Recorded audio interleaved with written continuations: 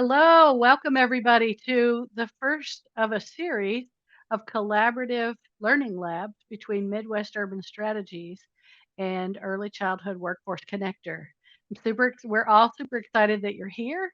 And I want to point out, as a matter of housekeeping, if you click on those three dots above more, the closed captioning is available to you in multiple languages, and you can choose hide or show. That way you can have that for your convenience. But thank you again for coming, and I want to turn this over to our Executive Director of Midwest Urban Strategy, Tracy Carey. Thank you, Kelly. We're going to get the PowerPoint going here. And I'm delighted to be here today to talk about this partnership that we have been lucky enough to participate in as we look to advance the strategies that are necessary for the early childhood education industry to meet the moment. And we here at Midwest Urban Strategies really see the economic imperative that early childhood education has and is on our ability to bring as many people into the workforce as we can. So next slide, Kelly.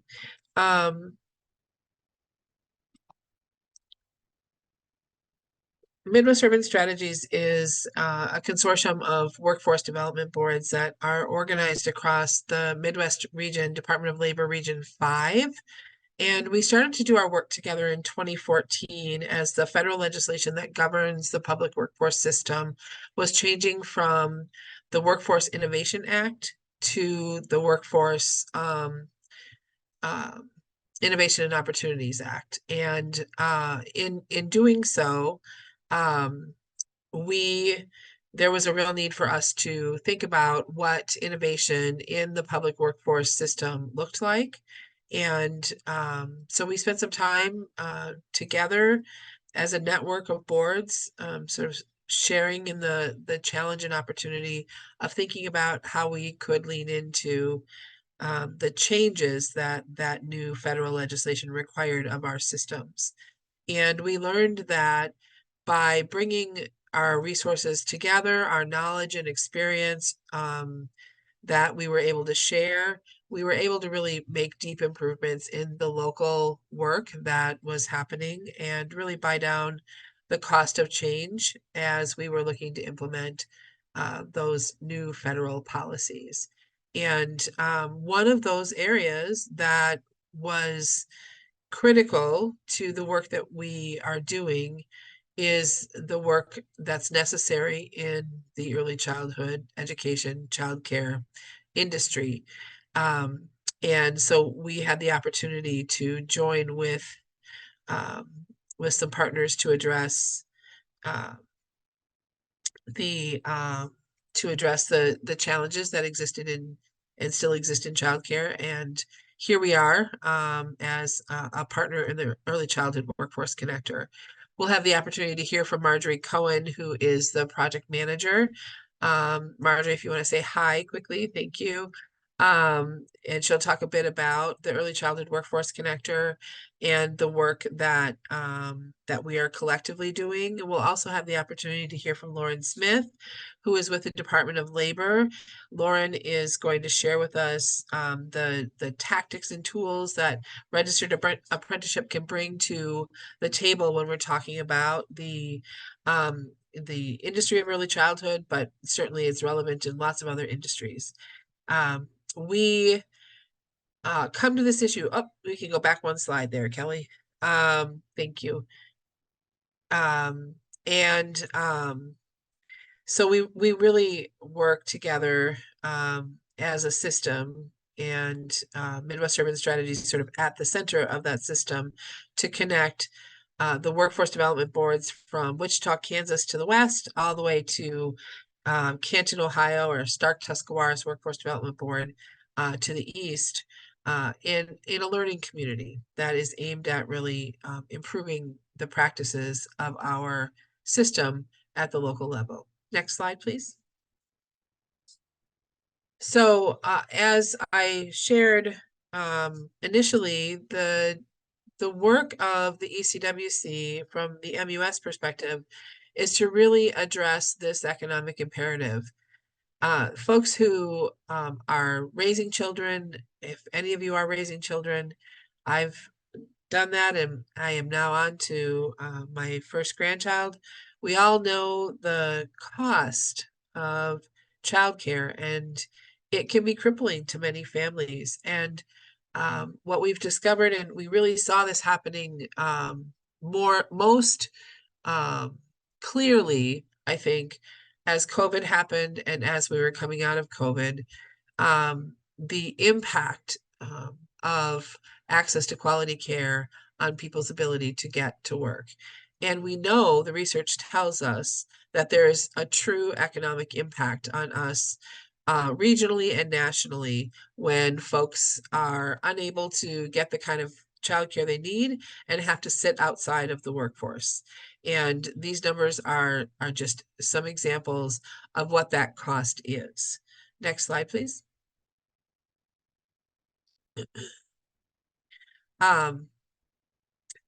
When we see folks not able to actively engage in the workforce system, it has significant impacts on our economy, as we just saw on the last slide. It also has impacts on those households and their local and regional economies.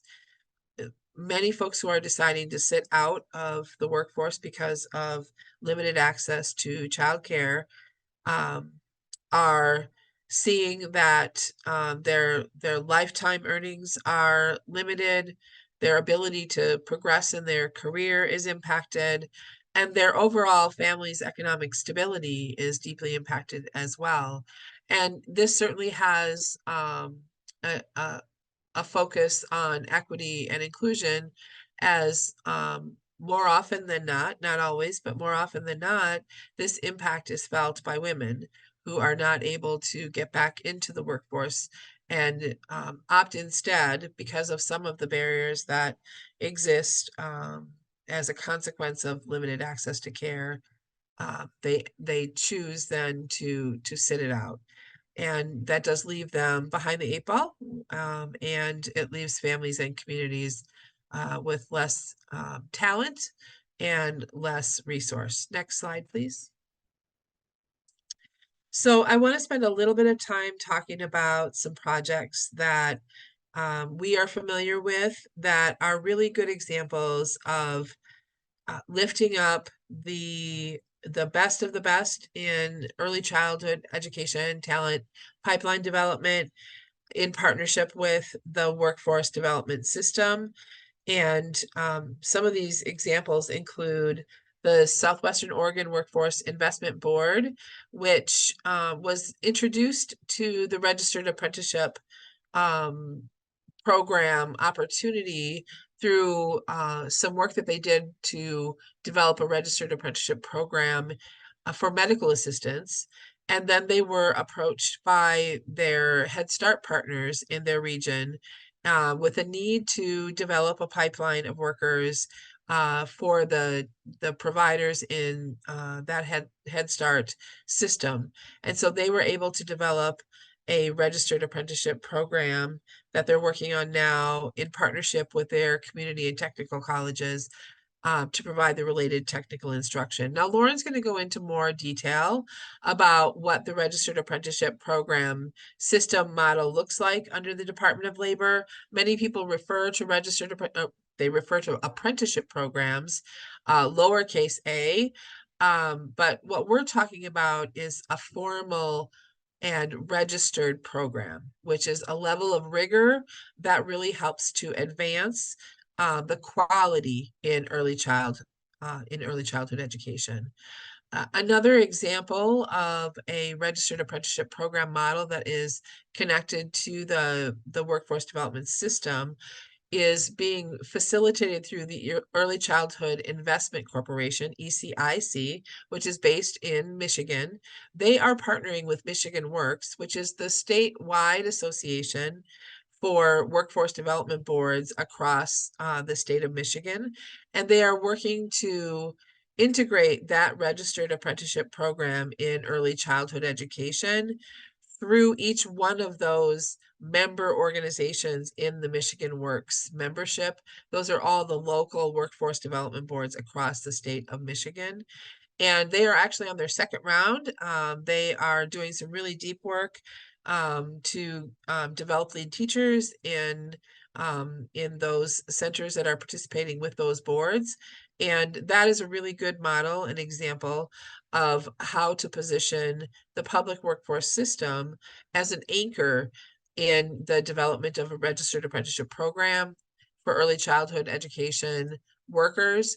And that solves two problems, right? It solves the first problem of a talent pipeline for folks who are in the early childhood education space. We see a lot of churn and there are low wages. Those are two problems that early childhood, that the registered apprenticeship program helps us to solve. And there's also the worker side of the equation and not having adequate access to childcare for the workforce. And so we are, through this registered apprenticeship model, able to really address both the worker side of the equation in the early childhood education space, as well as the worker side of the equation that is looking for that childcare access. A, a relatively new example of the partnership that is possible here is being evidenced through the Full Employment Council, which is the workforce development board in Kansas City, Missouri. Full Employment Council is working in partnership with the state of Missouri to lead in efforts to establish registered apprenticeship programs in Kansas City and in St. Louis. In St. Louis, they're working with the YWCA of Metro St. Louis and the Urban League to build out those child care registered apprenticeship programs. And the state of Missouri has just made a recent significant investment in registered apprenticeship in the child care space that they are committing to resource out of their own general purpose revenue funds. So that's an exciting development as well.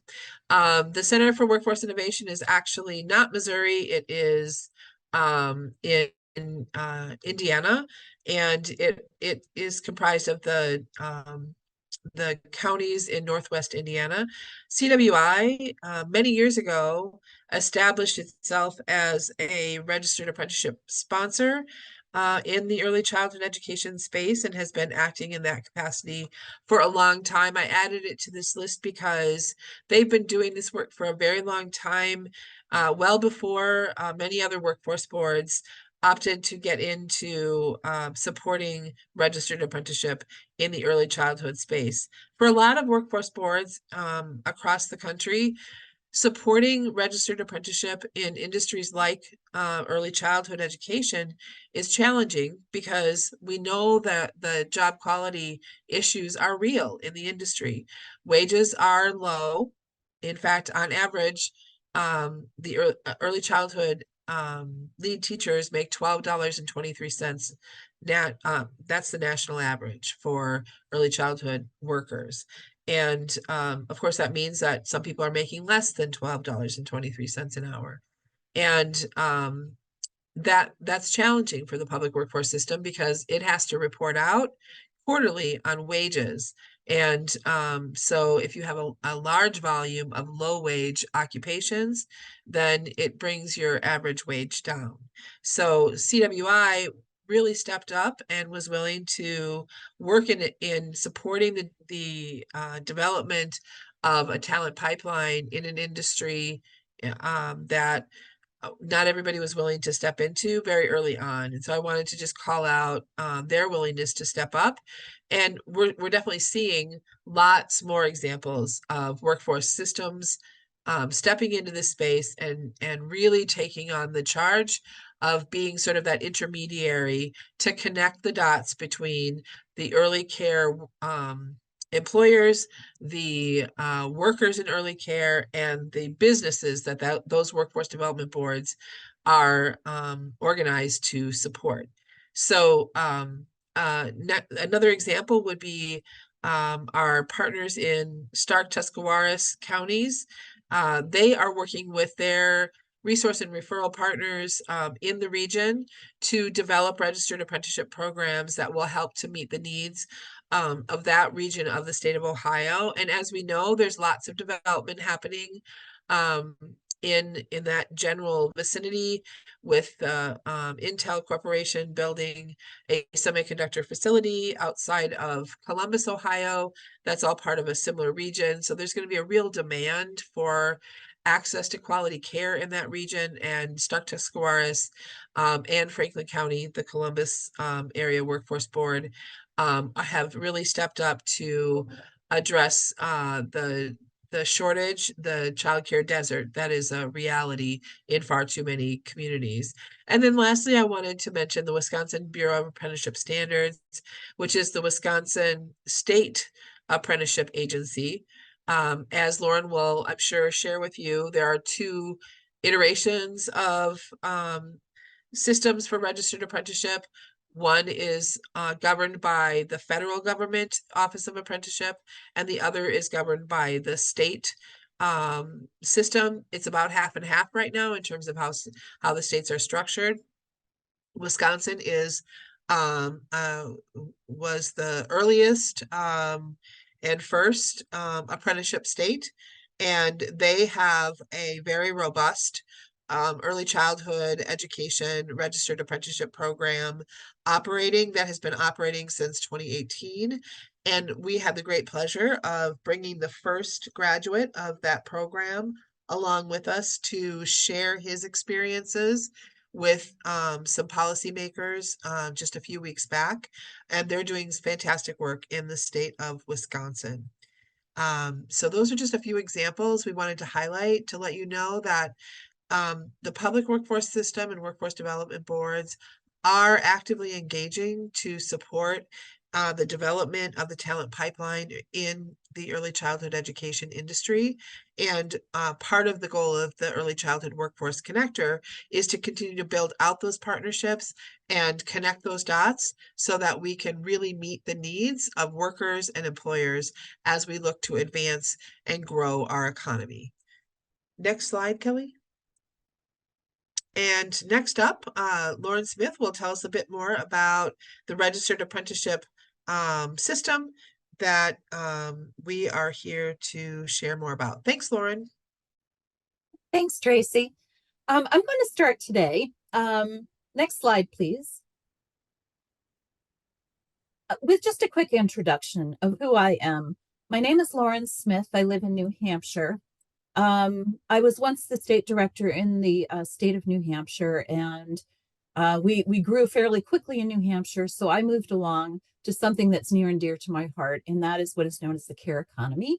I work in education, healthcare, and social services, and my role is to facilitate all the various people in different areas of those three focus areas, those clusters I call them, to develop registered apprenticeship programs. So before we jump into what is a registered apprenticeship program, I'd really like to share just a short video with you that talks a little bit about some of the things that Tracy mentioned, but also gives you sort of a quick overview of why it is so important for us to really consider building pipelines and making sure that people can return to work. So give me just a second as I set this up.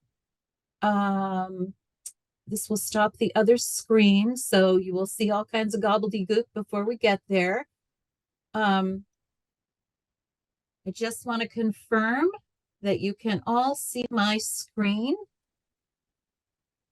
Yes, we can. Beautiful. I'm going to turn off my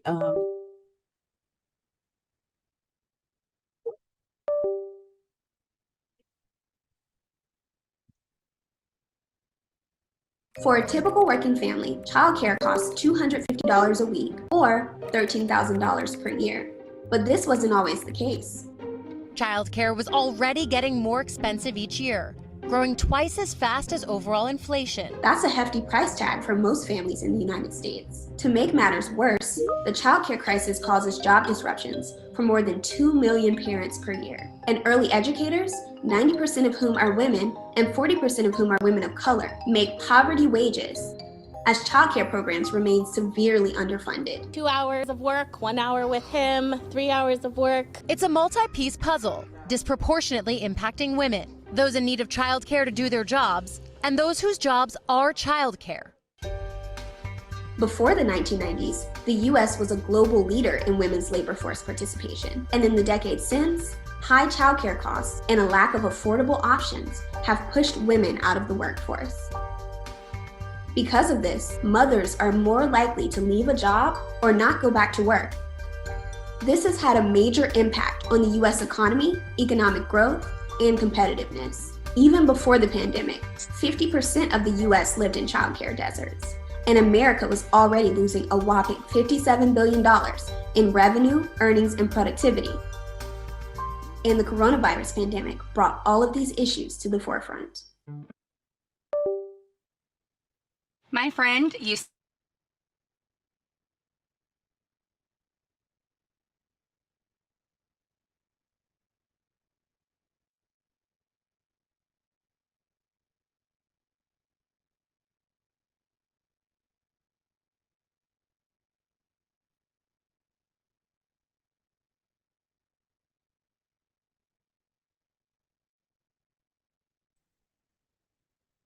So I have stopped the video. Hopefully you didn't get too much of that advertising, but if Kelly, we could go back to the slideshow, that would be awesome.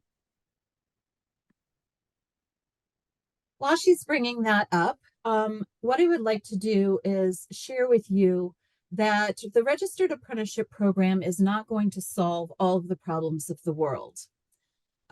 We can only solve small pieces and parts of this big puzzle that is going on. So next, I'd like to talk a little bit about sort of the cycle that we're in and then move on to registered apprenticeship and what it is. So next slide, please.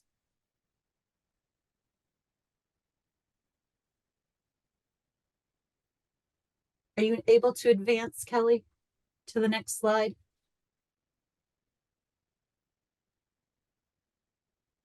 We plan these things so well.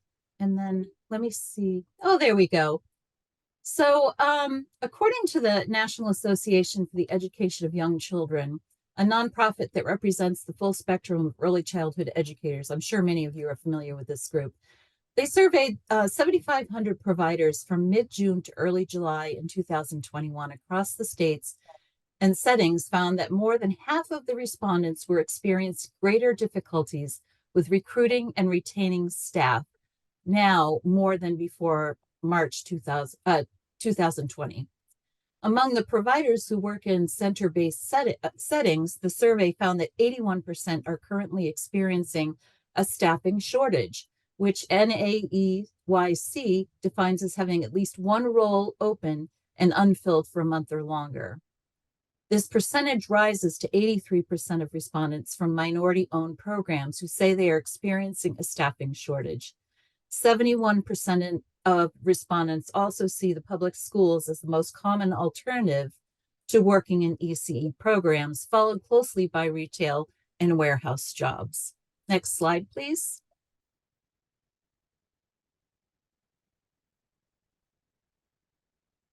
Some of the consequences of staffing shortages in ECE include access to quality child care.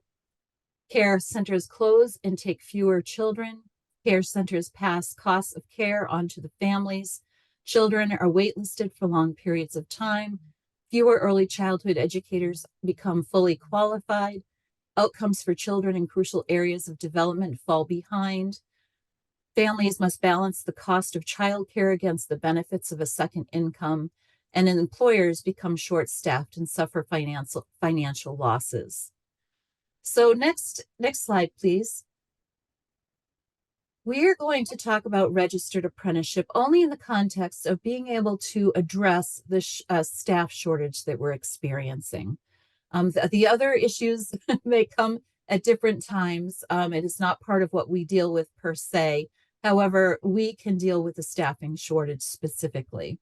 I'm going to give you the elevator speech of what a registered apprenticeship program is.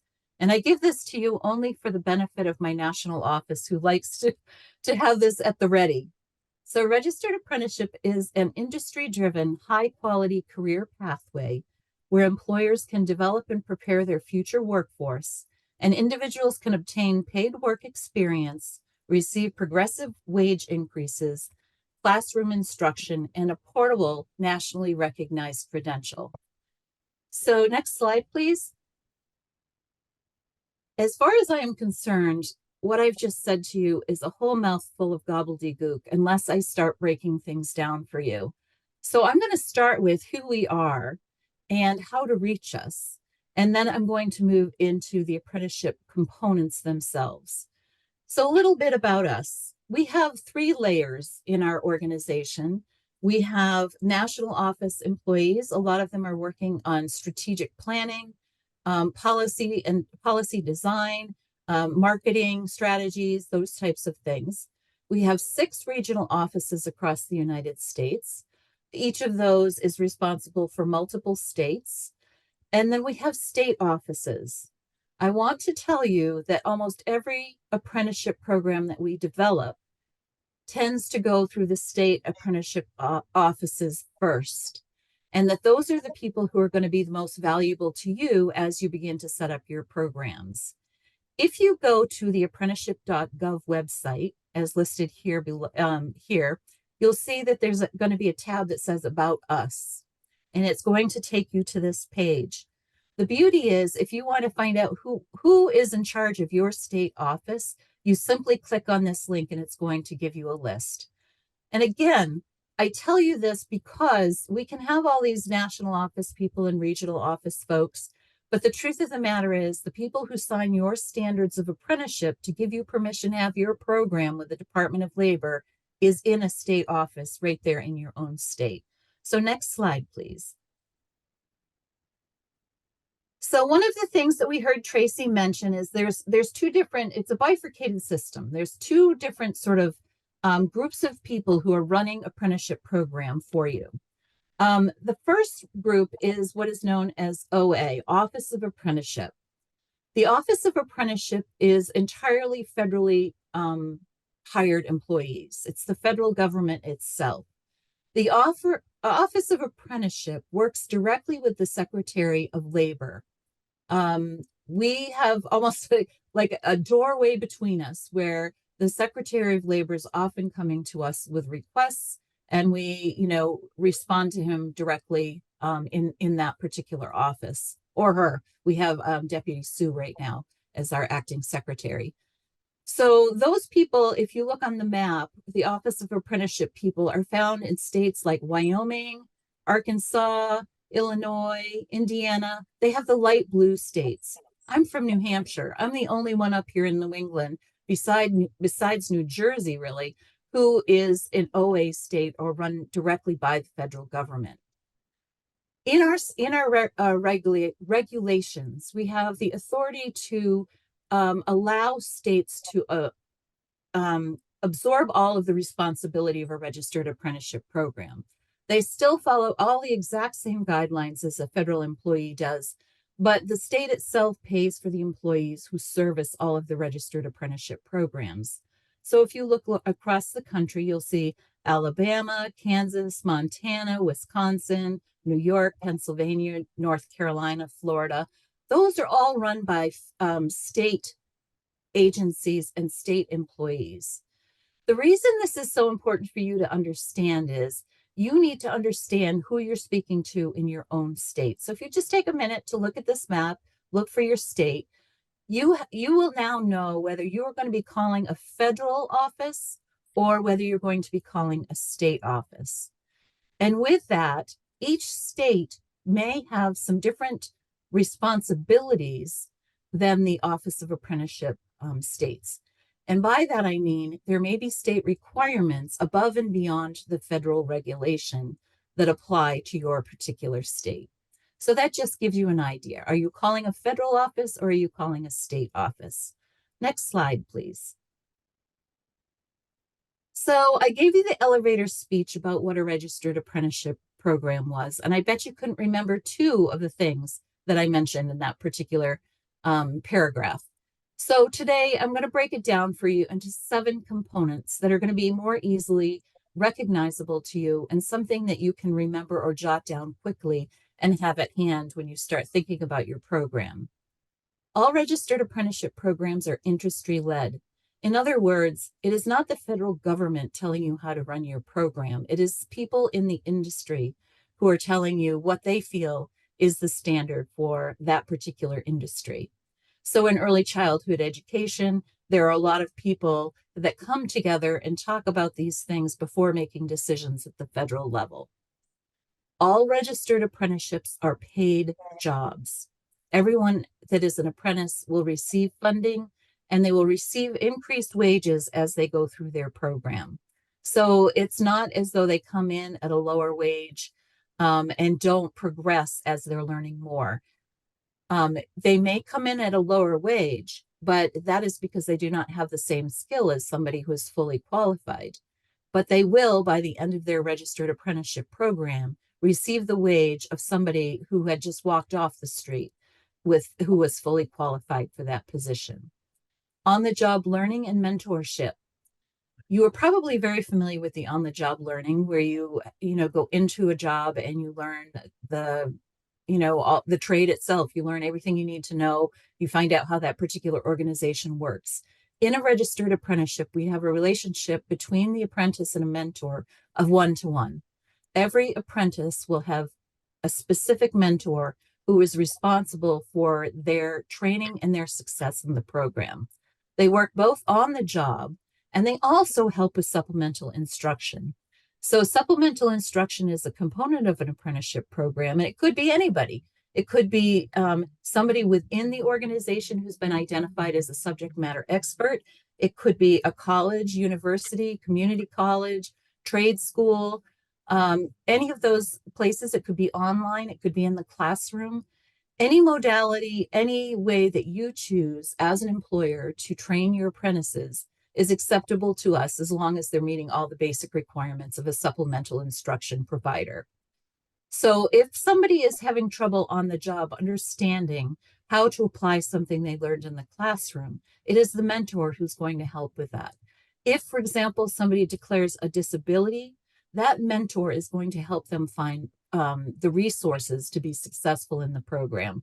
They are really designated to make sure that the apprentice, the person with very little skill and very little knowledge about the occupation, is progressing in a way that is beneficial to the company. We focus very highly on diversity, equity, inclusion, and accessibility. Everything that we do is with that lens in mind. We encourage people to hire from populations that are otherwise overlooked, or some of the people that maybe are designated as underserved, for example. Those are people that we're looking for apprenticeship programs. It doesn't exclude other people, but we certainly want to see a large number of people from diverse backgrounds. Multicultural, multilingual people are who we really want to see in apprenticeship. The number one concern of any apprenticeship program and the state directors is the quality and safety of apprenticeship programs. So when we view everything, we view it through the lens of quality and safety. Now, I mentioned there's a ratio of 1-to-1, one mentor to one apprentice. And what I want to say to you is there is a waiver that can be received for certain occupations. So if you happen to be an accountant and the safety issues we're most concerned with is getting a paper cut, for example, or your eyes are getting strained because you're looking at a computer, your chance of getting a higher ratio of apprentices to I have some feedback. I don't know if somebody is on. The chance of getting a higher ratio is less likely for hazardous jobs versus that accountant that's going to get a paper cut. And then for every apprenticeship program, there's the nationally recognized credential, which is the completion certificate from the U.S. Department of Labor.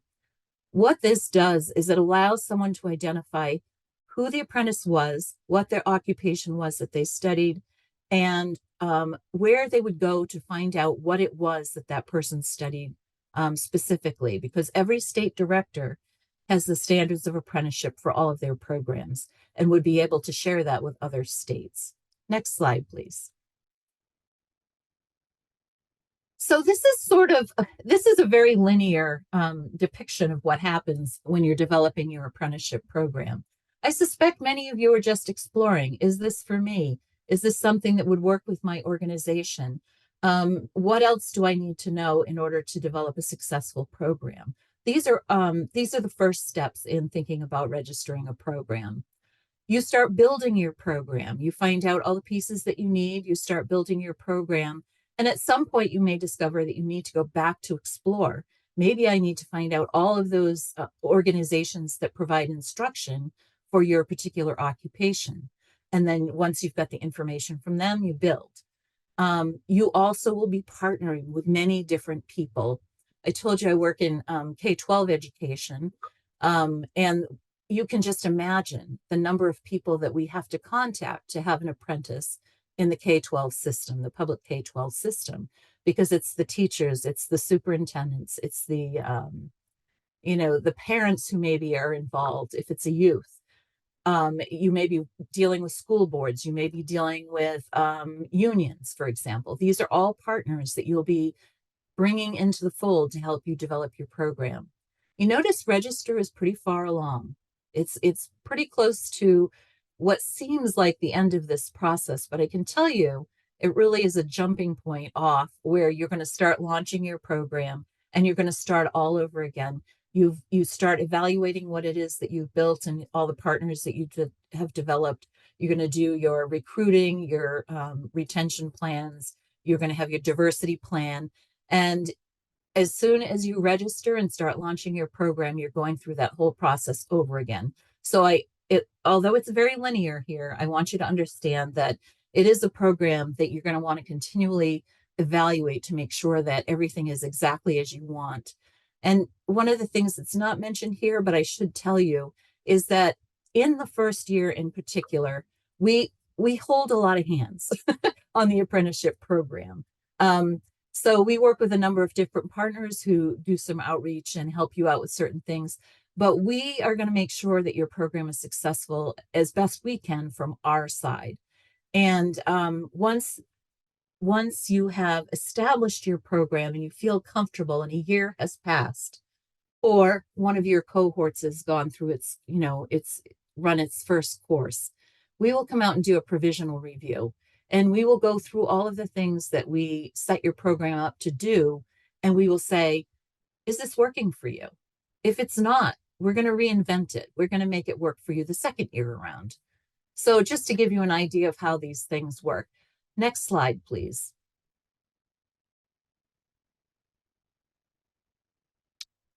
So I want to talk to you just a little bit about funding in the U.S. Department of Labor. I've put this slide up here sort of as a holding place, and I will put in the chat the link to go and find out what funding opportunities are currently available, which would be open funding opportunities. You are going to see two that have not yet been posted, but you can go and take a look and see what information is there about the two different funding opportunities. Now, they're usually grants, or in some cases, we also have contractors. So the grants tend to go out to the states, each state. So your state probably has some funding for apprenticeship. And then contractors are people who help our national office and sort of the bigger picture people help us to develop programs with what we call sponsors. So with that said, I will put the link in the chat for you for where to find out about funding opportunities, particularly in your state. But I also want to let you know that one of our contractors is somebody you've already met. So in this space, we have Marjorie Cohen, who is the project manager for registered apprenticeship programs in the area of early childhood education. So I'm going to turn it over to Marjorie because she's going to take a little deeper dive into what she does as a contractor for the Department of Labor to help people develop their programs. So next slide, please. Let's welcome Marjorie Cohen. Thank you so much, Lauren. Really appreciate all of the information. So I do want to take a moment. So we threw a lot of information at you in the last 45 minutes. So I want to take a moment to find out if you're confused or overwhelmed. And let's see if folks have any questions. I know that Kimberly has been monitoring the chat for us. Kimberly Ferris is our state and registered apprenticeship liaison at the Early Childhood Workforce Connector. And so, Kimberly, do we have any questions, or would somebody like to come off of mute? Oh, Sabrina has a question. I'm just opening up the chat because that also helps me. And she asks, is there any support to help develop a new program? That is an excellent question, Sabrina. And that is actually the question I'm going to be answering. And the short answer is yes. The long answer is a few more slides. Are there other questions? Does anybody want to come off of mute and ask anything? It was a lot of information from Tracy and Lauren. It was all great information, but I do want to make sure that folks have an opportunity to ask clarifying questions, or to have a moment to gather their thoughts. Are there other questions that folks have?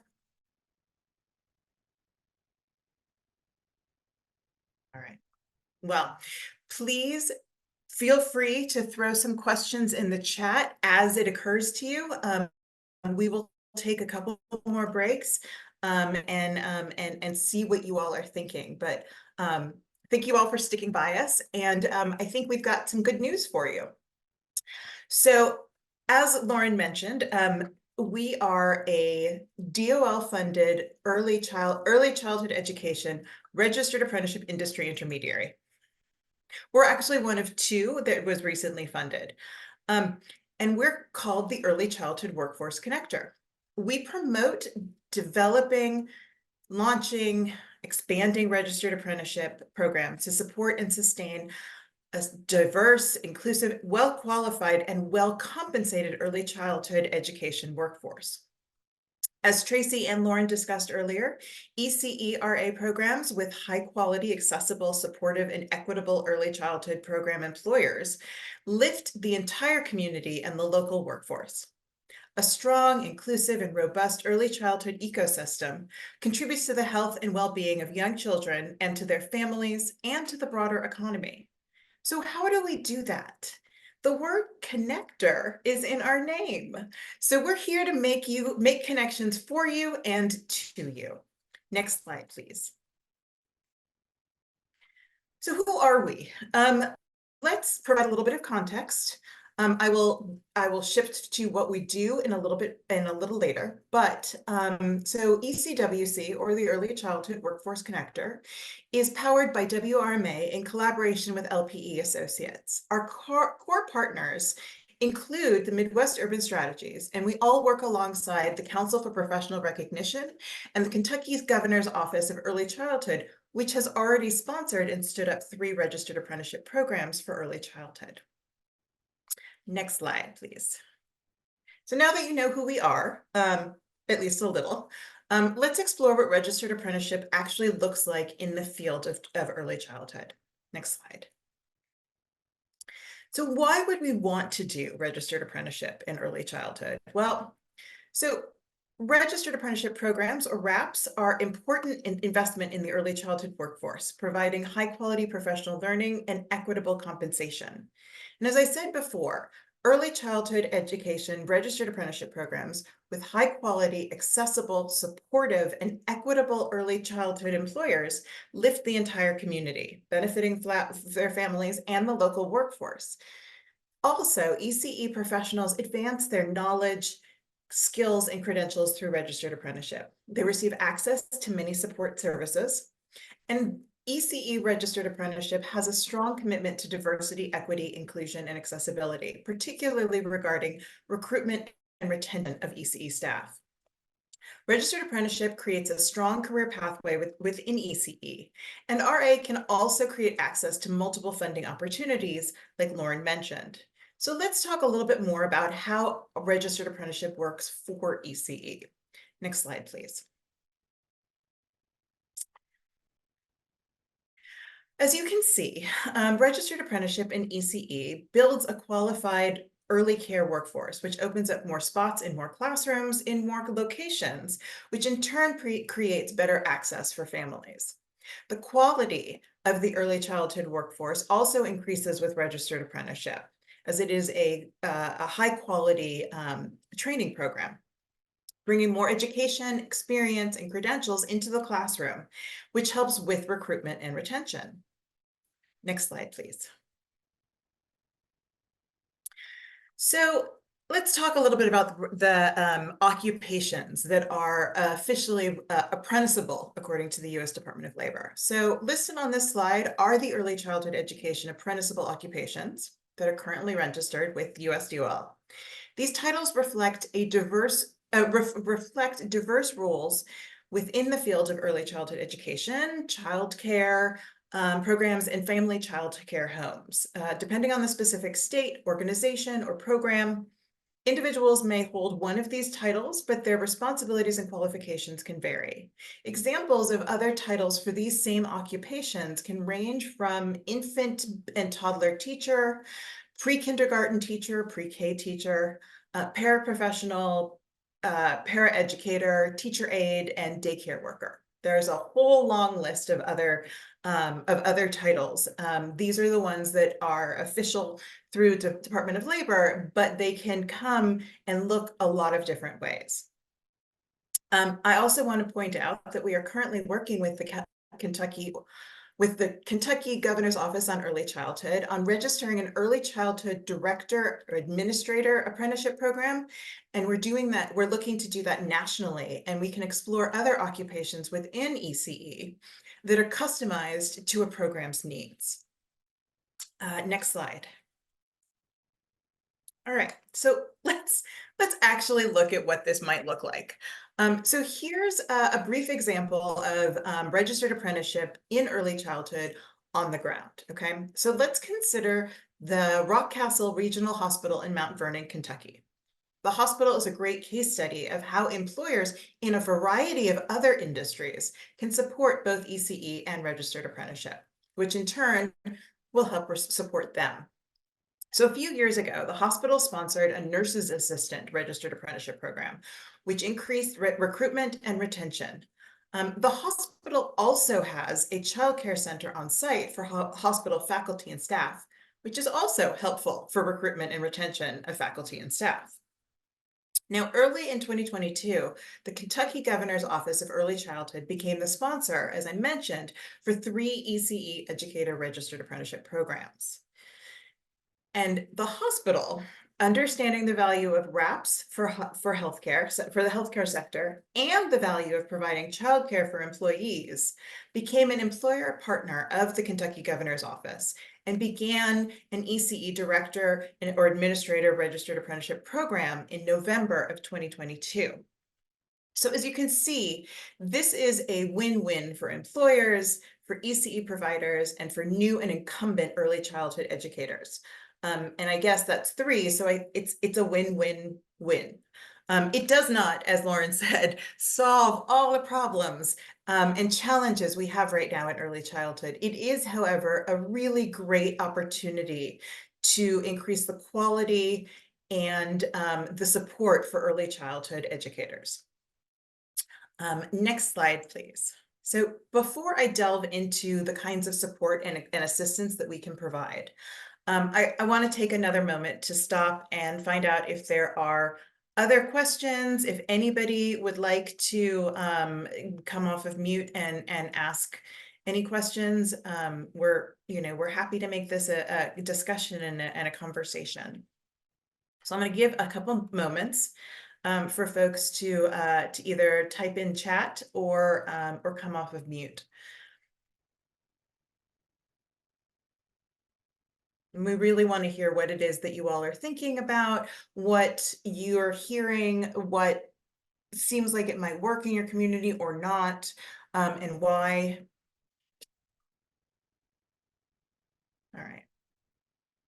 Well, we'll give you some more time while I explain the kind of support and assistance that we can provide. And you can add some chat questions in the chat or even comments. Please provide, responses and your reactions to what we're hearing. And we can come back to that when we hit another break. So how can we help? So as Lauren and I mentioned earlier, Early Childhood Workforce Connector, a DOL-funded registered apprenticeship industry intermediary, provides support and assistance to anyone interested in developing, launching, or expanding RAPs in ECE, registered apprenticeship programs in early childhood education.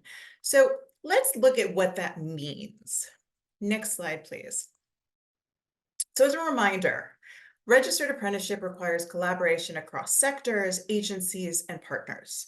No one entity can do this alone. As the Early Childhood Workforce Connector, one of the most important roles we can play is to connect the right people and the right organizations. We can help bring all the necessary partners to the table and make sure that everybody's on the same page and aiming for the same goal. So as you can tell from our colorful logo, at a high level, the first connections are those with the state early childhood education and apprenticeship agencies, and then ECE providers and local workforce development boards. Other partners can include local higher education institutions, community-based organizations, interested philanthropy, and ECE organizations such as childcare resource and referral centers and licensing boards. Next slide. So how do we do that? Well, we are the connector. We connect. So we connect with early childhood providers to assist with ECE registered apprenticeship program development, registration, and implementation. We connect with state and local government agencies to support early childhood registered apprenticeship initiatives. We connect with employers to develop high quality and flexible childcare systems for their employees. We connect with local workforce development boards to collaborate on supportive services for apprentices. We connect with education institutions to advance high quality professional development for ECE professionals. And finally, we also connect with career seekers, including incumbent workers, to enhance their pathway into an incredible career in early childhood education. Next slide, please. Okay, so what does that actually look like? What kind of support and assistance can we provide for all of these different groups and all of these programs that are in idea form right now or already performing? So ECWC offers a comprehensive range of support and assistance to help make starting a new or expanding on a current registered apprenticeship program easier for those involved. So all of the things that Lauren was talking about, including talking to whether it's OA staff or the state apprenticeship agency staff, those are things we can really help with.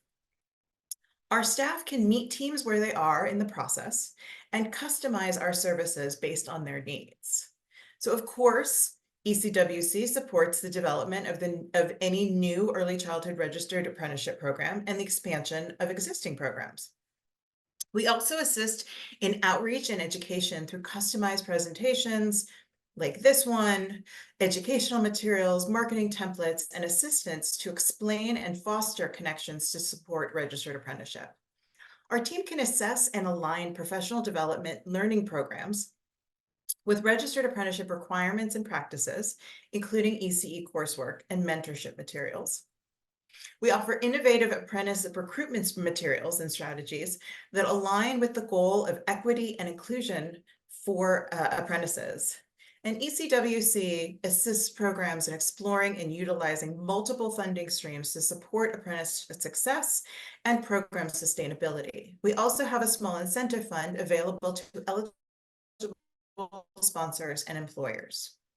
And all of this comes at no cost to you. That's why the DOL invests in us.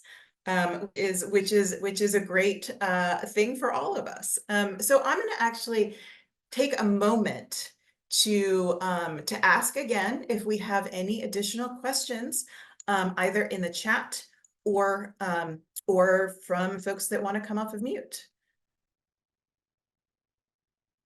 Any folks want to ask any questions? You're a very quiet group. We would love to have conversations with you about. Ooh, Lauren Smith has a question. Excellent. So Marjorie, I'm wondering, we've learned a lot about apprenticeship, and we've learned a lot about what you can help to do with the potential sponsors. How do they reach out to you? What is the best way to get in touch with you? That is an excellent question, Lauren. Thank you. So in our last slide, we will make sure to include information, but we have a fantastic website, which I believe one of my colleagues will put into the chat. It is ecwconnector.org. And we have a general email account, excuse me, that we answer within 24 hours. That's info@ecwconnector.org. Thank you, Kimberly. So that's all in there, and we are available to help everybody. So thank you, Lauren. And I'm noticing that there are a couple other really great questions in here. So one is, can we share any details about the mentorship materials we mentioned? We have a variety of mentorship materials, and we are working with a number of sponsors who have some of their own that they're willing to share. As Lauren mentioned, there needs to be a mentor for every one or slightly more apprentices. And so mentors are trained and then are there to provide the guidance that apprentices need. We're happy to discuss that with you, Bonnie. If you want to reach out to us, we can certainly share some of those materials with you.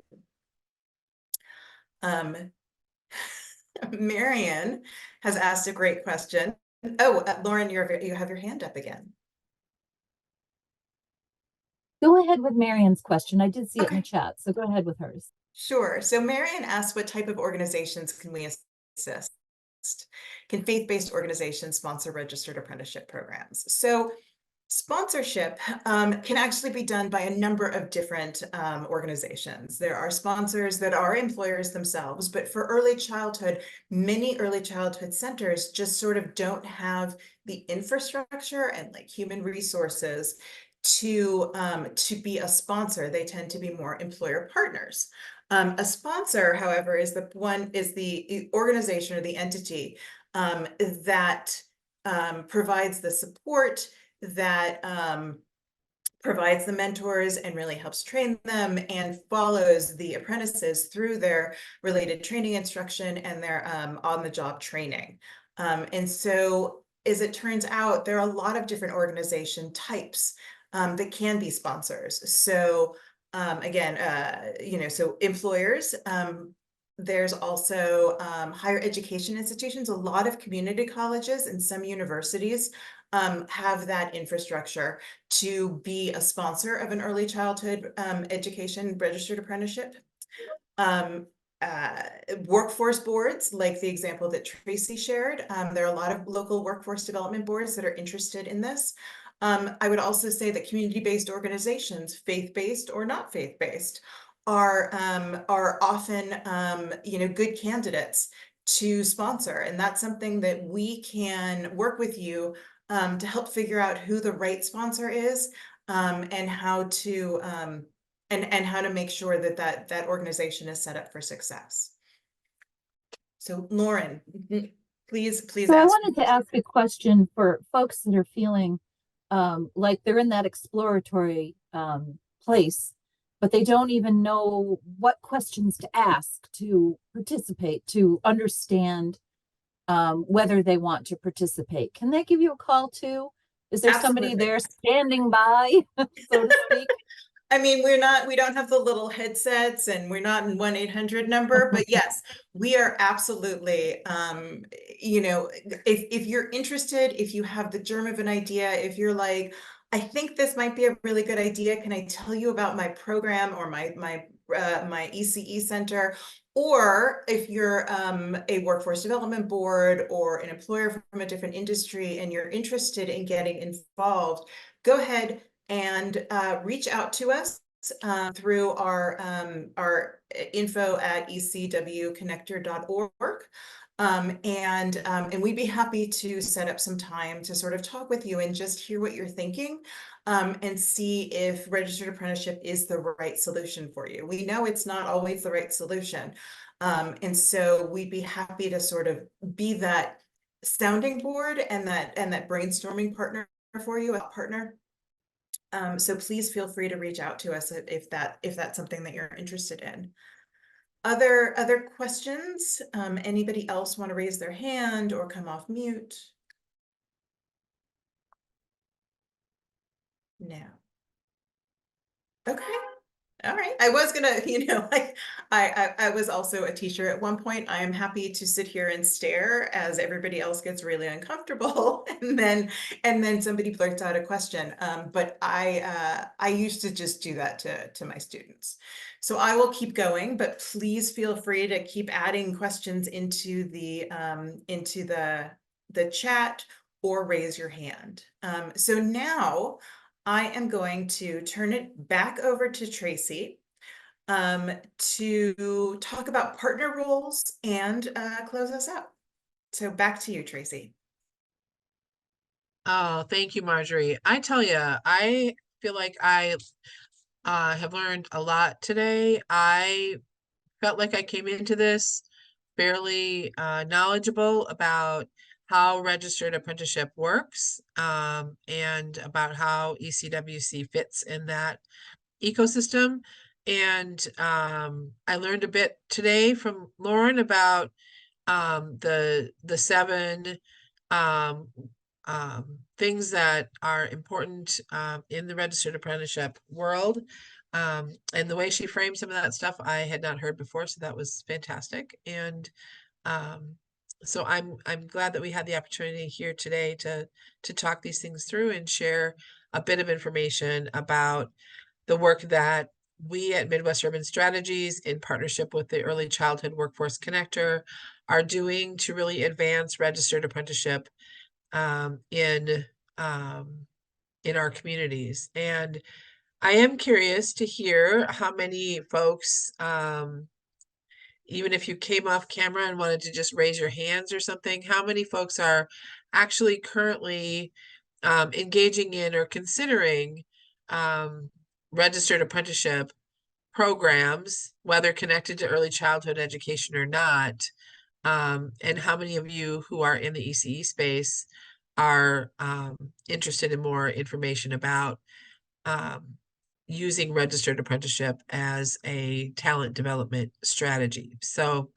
either throw it in the chat, or if you want to come off camera and raise your hand, it'd be great to see how folks are feeling about and where they're at in terms of their journey with registered apprenticeship in the ECE space, or really candidly in any space. And as we move forward here to close out our time together, I wanted to just talk a little bit about the connecting points that are most salient here. You hear us use this word connection a lot, and it is probably one of the hallmarks of registered apprenticeship that I wanted to really just highlight. I see Melanie raised her hand, so before I go too deep, I want to just hand it over. Melanie, did you have something you wanted to add or a question you wanted to ask? No, I'm sorry. Did not mean to raise my hand, but I did type a question in. This is fascinating, and I am interested in learning more about registered apprenticeships from a training provider perspective. Absolutely. I didn't mean to raise my hand, so I'll be quiet now. No, always glad to see your hand raised. Thanks for joining us. If you like, I can answer that question really quickly. If Please that's do. helpful. Yes. Yeah, so the question is about the training provider. That would be the person who offers the instruction for a registered apprenticeship program. Generally, there are two things. You can be a sponsor on your own, but then you have to find the people who are going to provide the on-the-job learning. But generally, a sponsor will reach out to a training provider. So if someone is setting up a program for a manufacturing company, for example, and they feel that they need instruction, they may go to a community college, they may, work with the community college to create the curriculum that they're going to teach on site with their own employees. So there's a lot of different ways that a training provider can become involved.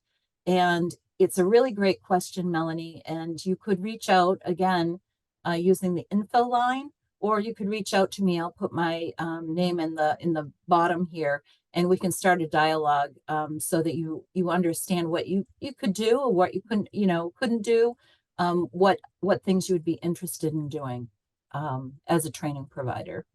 I would absolutely love to have that. I would love to connect. If you would put your contact info in the chat, I will catch up with you. Yep. Thank you.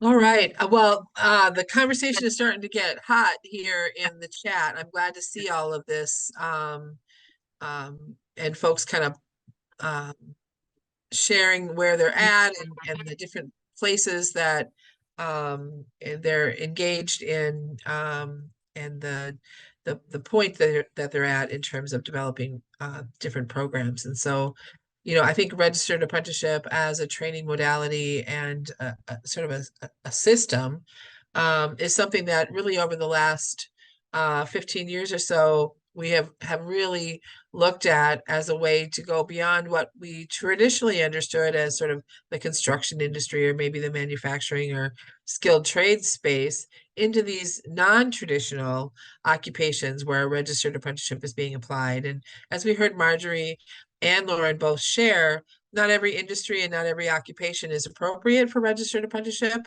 But where it makes sense, it really can be a game changer. So when we look at how to apply the tactics of registered apprenticeship, we know that the Workforce Development Board, that local Workforce Development Board, is an important player in navigating that process. They can bring resources from the Workforce Innovation and Opportunity Act, as well as other resources, as Lauren shared. And I see that we have maybe another question from Bonnie in the chat. So I wanted to just kind of pause there and see, Bonnie, did you have something that you wanted to share?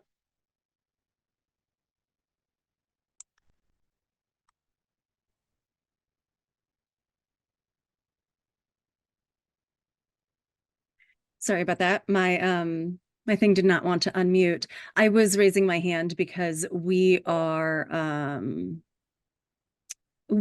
also already running an early childhood apprenticeship program. We have we are both the intermediary and the training provider with 6 employer partners and 20 apprentices at the moment.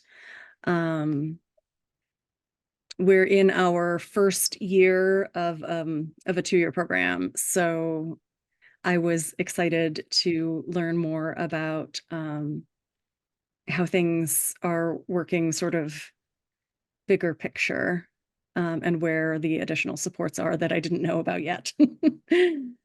That's awesome. Thanks. Well, I'm Could you tell us, Yep. I'm sorry. Could you tell us what an employer partner is? I don't think that we've dived that deep yet, but maybe you could share with the audience how that works. So we don't employ the early childhood educators ourselves. We are a CBO, a community-based organization. And so we are the intermediary. We hold the standards, and we are the training provider. And then we have partnered with 6 employers, 6 childcare providers in our region, who then have their employees are our apprentices. That's Does awesome. that It's a make little sense? more advanced than this particular group, but I think that's great to hear about that. I'm still learning a lot. So I really appreciate those comments, Bonnie, and I'm excited. We'd love to reach out and learn a little bit more about what you're doing and how your program is structured, and what, what supports you might be interested in from the Early Childhood Workforce Connector, because we're organized to really walk alongside programs, both from the startup phase as well as through expansion. And so if there's anything that we can do to be helpful with that, we would be delighted to do so. That would be great. I will drop my contact information in the chat and you can reach out whenever is convenient for you. We'll do that. Thank you so much, Bonnie. And I know where Lauren was going with her question, and so I wanted to just sort of level set. Workforce development boards play a role here in the registered apprenticeship system as a resource provider, as a connector to employer partners in the community who may be childcare providers or operators, or they may be a different form of sponsor, as well as those employers, as Marjorie talked about, in Kentucky, that are looking to build out solutions for their workforce. And so we are seeing both kinds of employer partners really surface in this early childhood registered apprenticeship work that we're doing. And there is a real interest to support and engage in bringing solutions to address the challenges that we are all facing by the shortage of access to quality care. And we know that through this partnership, the connection that happens between the business community writ large, early childhood education employers more specifically, and then the employer sponsors or the registered apprenticeship sponsors that wrap around those two types of entities is really critical to bringing the solutions that are necessary to make the economy function at its highest possible level. Next slide, Kelly. So you're probably wondering, and we kind of jumped ahead to this about what the next steps are. And so we wanted to make sure that we made clear that the Early Childhood Workforce Connector is here to work with you and support you, to walk alongside you in the development from the very early stages, as you're thinking through what that might look like. If you have questions about whether or not it's a realistic goal for you to pursue, we're here to talk that through as well. So from the very beginning levels all the way through, we've already got a registered apprenticeship program, and we're looking to expand or enhance that program in some way. An example of something like that would be a conversation we had today with a program operator in St. Louis who is looking to create a network of apprentices, so that apprentices have a space to support and learn together, and really help to grow the professionalism and capacity of the early childhood education system. And so she believes that will help her expand her program and make her current apprentices and experienced teachers even more effective in the work that they do. And so that's one example of a way that we might walk alongside an existing or experienced program. So we want you to reach out to us, and the next slide is going to show you how to do that. But before we go to that next, that's okay. I know where we're headed. So we can help you to develop that sponsoring, and find that right sponsor, develop the program, develop your standards. All of those things are things that we at the Early Childhood Workforce Connector and the Department of Labor are invested in helping to bring some resource and solutions to. And if you want to reach out to us, next slide, Kelly. The way to do that is through our website, ECWC or ecwconnector.org. You can also email us at info@ecwconnector.org. Please do connect with us on LinkedIn. We will follow up and make sure that we've got that we're reaching out to connect with you. But we would also love it if you would connect back. And then lastly, you can sign up for our e-newsletter, which will come into your email box once a month to share the exciting news about the work that we're doing, any new resources that we're able to bring to support you, and opportunities for learning and investment in our system.